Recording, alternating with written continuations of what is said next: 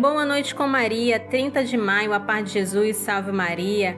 Estamos no nosso momento devocional lendo o livro do Padre Luiz Erli e hoje completamos 150 dias de devocional. Sim, teve alguns dias que não consegui postar aqui no canal, mas hoje é um marco, 150 dias. Você que tem o livro, você pode acompanhar diariamente, escrevendo, fazendo as suas anotações, deixando que o Espírito Santo fale com você em cada mensagem e que seja conduzida por Nossa Senhora, porque é ela que está nos guiando. Então, eu louvo a Deus por esse dia, nesse marco dos 150 dias fazendo o devocional Boa Noite com Maria. Você que tem o livro, estamos na página 169. Você que não tem, você pode acompanhar com a sua Bíblia e também com o seu caderno, fazendo as anotações. Anotar o que, Alessandra? Anotar aquilo que o Espírito Santo fala com você. Todos os dias nós meditamos uma mensagem, também um versículo bíblico, e Deus vai falando muitas coisas ao nosso coração. Tem a frase do dia, e tudo isso é matéria-prima para o Espírito Santo trabalhar em nós. Basta que estejamos atentos, com o coração aberto e desejosos a aprender do Senhor as coisas do céu que Ele tem para nos ensinar. Por isso, nesse dia, eu louvo ao Senhor e também já peço o Espírito Santo para Ele nos ajudar em mais esse dia de reflexão. Oremos. Vinde, Espírito Santo, vinde por meio da poderosa intercessão do Imaculado Coração de Maria, vossa amadíssima esposa. O tema de hoje é A obediência nos leva à alegria. Se você chegou até aqui ou se você entrou no meio do caminho desse devocional, o que nos faz perseverar é exatamente isso, a obediência. Nós vamos meditar Romanos, capítulo 16, versículo 19. Acompanhe comigo. A vossa obediência se tornou notória em toda parte, razão porque eu me alegro a vosso respeito. Mas quero que sejais prudentes no tocante ao bem e simples no tocante ao mal. Em primeiro momento, Paulo manifesta sua gratidão pela sólida reputação da Igreja de Roma, ao afirmar que a obediência daqueles cristãos era notória em toda parte. O apóstolo reconhece que o testemunho daquela comunidade transcendia as fronteiras locais, servindo de referencial para outras províncias. Essa constatação gerava alegria apostólica, pois validava a eficácia do evangelho que vinha sendo pregado. Contudo, o elogio não carrega um tom de relaxamento. Pelo contrário, serve de base para uma advertência preventiva.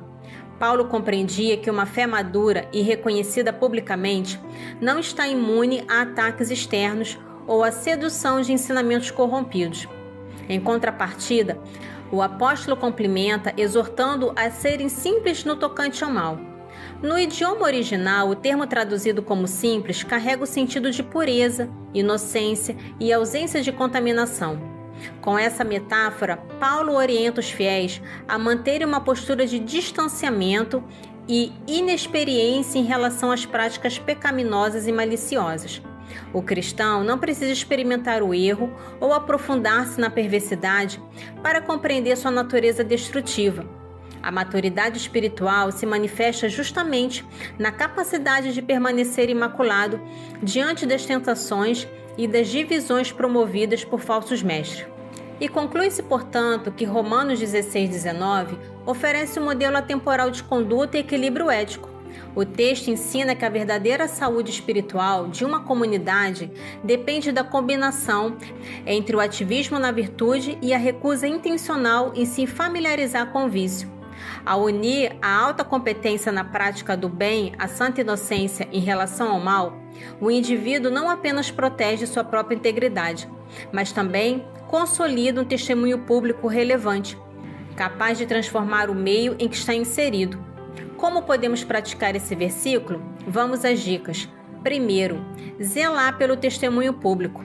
Seja uma pessoa confiável em seus compromissos profissionais, familiares e sociais. Atue com honestidade mesmo quando ninguém estiver olhando, pois o caráter cristão se reflete nos pequenos hábitos. Segunda dica, desenvolva a sabedoria ativa. Dedique tempo para ler a Bíblia e bons livros teológicos. Para fazer o bem, você precisa conhecer a fundo o que é bom e justo. Seja excelente no seu trabalho, nos seus estudos e nos seus projetos de caridade. usando a inteligência para maximizar o impacto positivo na vida dos outros. Terceira dica: guarde a inocência mental. Evite conteúdos que glamorizam a maldade, a traição, a violência ou a imoralidade. Não sinta a necessidade de experimentar o que é errado para saber que faz mal. Seja deliberadamente analfabeto em práticas destrutivas, vícios e intrigas. Se afaste de tudo isso, pois isso só mina a nossa fé. A frase de hoje ela diz assim: Deus não envia socorro de longe, Ele vem pessoalmente e caminha conosco. Muitas vezes nossa tendência humana é imaginar Deus como um governante distante que, ao ouvir um clamor, envia um intermediário, um anjo, uma circunstância favorável ou um recurso material para resolver o problema de longe. Porém, a frase rompe com essa visão burocrática da fé. Ela nos lembra que o Criador não terceiriza o cuidado com seus filhos. O socorro divino não vem por meio de um pacote de ajuda lançado do céu. O próprio Deus se faz o socorro. Essa afirmação encontra seu ápice na teologia da encarnação. O maior título dado a Jesus nos evangelhos é Emanuel, que significa literalmente Deus conosco.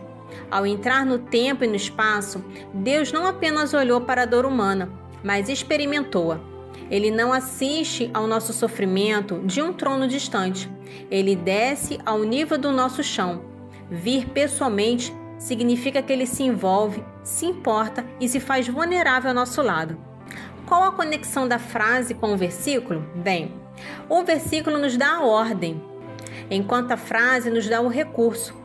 Para ser prudente no bem, precisamos de sabedoria. Essa sabedoria não vem de longe. Nós aprendemos de perto, caminhando pessoalmente com Deus no dia a dia. E para permanecer simples no tocante ao mal, em um mundo corrompido, precisamos de proteção. Deus não nos blinda à distância. Ele se faz um socorro presente para nos guardar do erro enquanto atravessamos as dificuldades.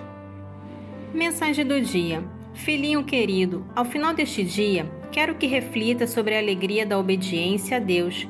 Muitas vezes eu entendo que pode ser difícil seguir o caminho de Deus, especialmente quando Ele nos chama para coisas que não entendemos completamente ou que exigem sacrifício. Mas quero que saibas que na obediência a Ele encontramos verdadeira liberdade e alegria. Quando obedecemos à vontade de Deus, abrimos espaço para a sua graça agir em nossa vida. Nesta noite te convido a viver a obediência com o coração aberto e confiante. Deus nunca nos pede nada que não seja para o nosso bem, e sua vontade para nós sempre nos conduz à verdadeira felicidade. A obediência a Deus é um caminho de confiança, onde encontramos sua paz em meio às dificuldades. Neste momento de descanso, entrega a tua vida à vontade de Deus, que tua obediência se torne uma expressão de amor a Ele e que experimentes a alegria de seguir seus passos.